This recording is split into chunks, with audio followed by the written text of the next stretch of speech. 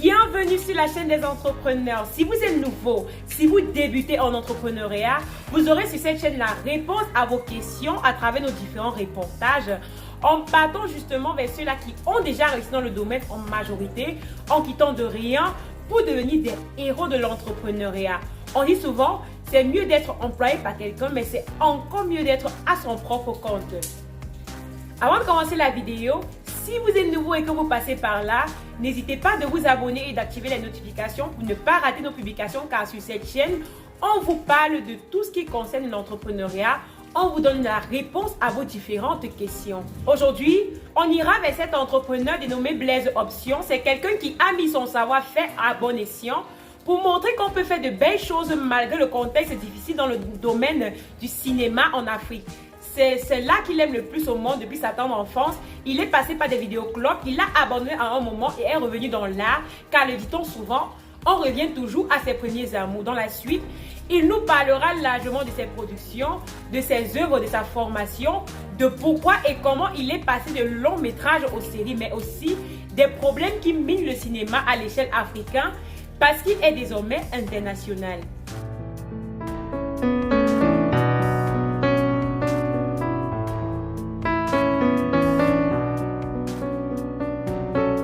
À ses débuts, il a reçu plusieurs critiques, raison pour laquelle Blaise Option a choisi de suivre une inscription en ligne dans une école au Canada. Il nous parlera tout d'abord de son expérience.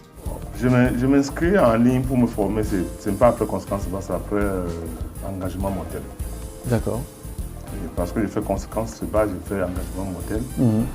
Bon, j'ai un temps auprès de mes collègues plus professionnels que moi, que le film a des manquements. Moi aussi, quand je regarde le film, je constate qu'il y a trop de choses que je ne maîtrise pas encore. Oui. Donc, j'ai décidé de me former. Je me suis inscrit à Cinéco Canada, Oui. où j'ai fait une formation de 6 mois en réalisation cinéma. D'accord. Ouais.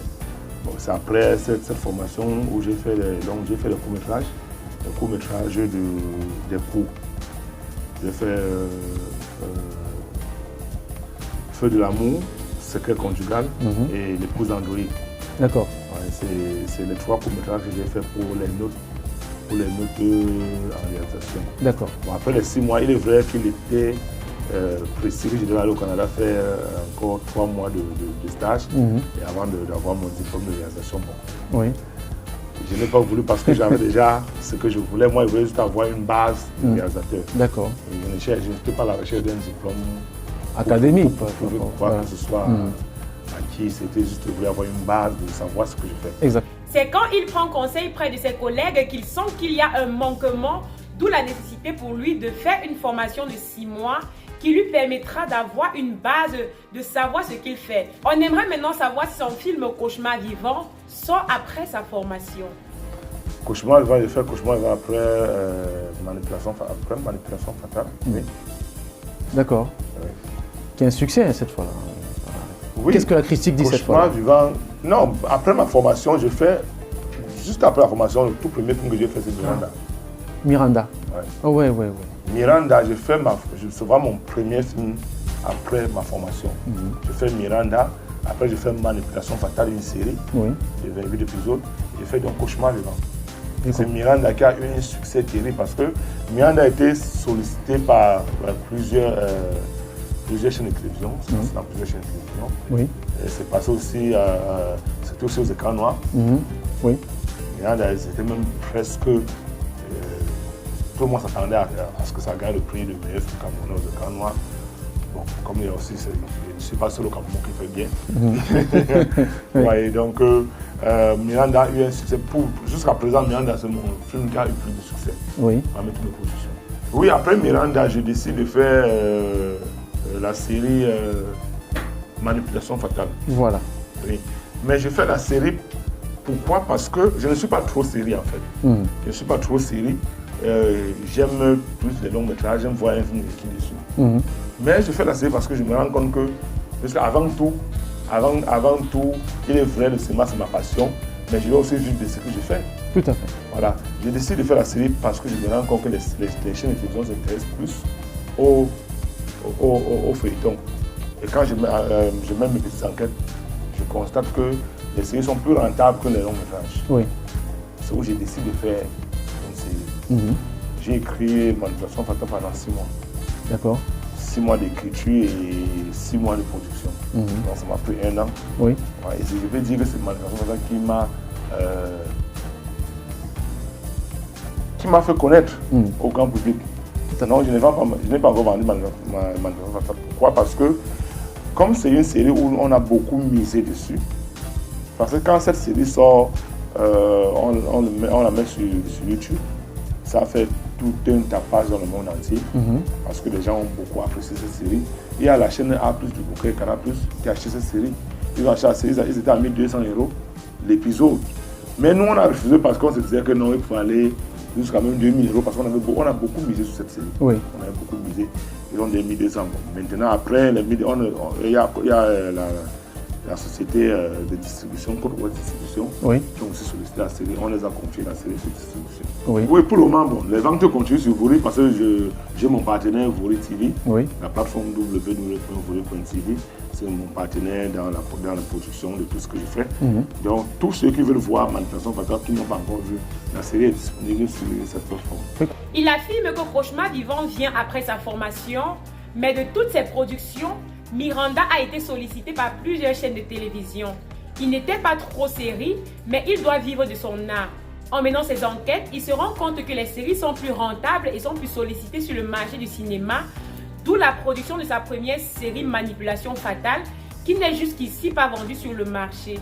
Il a également plusieurs autres séries disponibles sur les plateformes Vori TV. Je lisais l'interview d'un grand nom du cinéma qui faisait le diagnostic du monde du cinéma en termes de contenu répétitif, des rares investisseurs et des autres qui doivent se former davantage pour pouvoir chanceler le standard international. Est-ce que ces remarques sont pertinentes d'après lui? Oui, c'est vrai, ça se voit. Bon, maintenant, qu'est-ce qu'on fait? Le cinéma n'est pas encore... Moi, je peux dire, nous ne sommes pas encore au niveau où on va commencer à challenger l'international. Parce que pour vous dire, pour faire un vrai film pour challenger l'international, ce n'est pas seulement les acteurs. Parce que même si quelqu'un qui veut faire un vrai film au Cameroun pour challenger l'international, il ne va pas encore des acteurs. Il y en a, il y a des acteurs. Il peut prendre des acteurs même dans d'autres pays pour venir au Cameroun. Un peu comme Canal peut se faire, il produit un film en Côte d'Ivoire, mais tous les acteurs ne sont pas des Ivoiriens. Oui. La série Cacao qui finit, ce n'est pas les acteurs principaux des Congolais.